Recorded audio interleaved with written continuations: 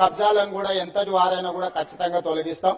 ఈ చెరువులే వరప్రదాయిని తెలంగాణ ప్రాంతానికని పదే పదే మంత్రివర్యులు గాని ప్రభుత్వం గాని చెప్తా వచ్చింది. అయితే ప్రధానంగా సినిమా హీరోలు అంటే ప్రజలకు ఆదర్శంగా ఉండేవాళ్ళు, మంచిని ప్రజలకు బోధించేవాళ్ళు, వాళ్ళని ఆదర్శంగా సమాజం తీసుకుంటుంది. హైటెక్ సిటీ ఎదురుగా గురుకుల్ భూములలో ఎన్ కన్వెన్షన్ అనే ఫంక్షన్ హాల్ ఏదైతే ఉందో అక్కడున్న చెరువులో సగానికి అడ్డంగా గోడ కట్టి కొన్ని ఎకరాలు ఆక్రమించుకొని ఫంక్షన్ హాల్ నిర్వహిస్తున్నారు. పదే పదే ప్రభుత్వం దృష్టికి వచ్చింది, టీవీ ఛానళ్లలో పేపర్లలో చూపించారు. అక్కినేని నాగార్జున గారు కూడా దాని మీద స్పందించారు. ఈనాటి వరకు ఆ ఆక్రమణలు తొలగించలేదు. ఎందుకు అక్కినేని నాగార్జున గారు ఆక్రమించుకున్న చెరువుల ఆక్రమణలు తొలగించలేదు, ఎందుకు చర్యలు తీసుకోలేదు, ఏ శక్తులు అడ్డం పడుతున్నాయి, ఎప్పటిలోగా చర్యలు తీసుకుంటారో మంత్రి గారు సూటిగా సమాధానం చెప్పాల్సిందిగా కోరుకుంటున్నారు.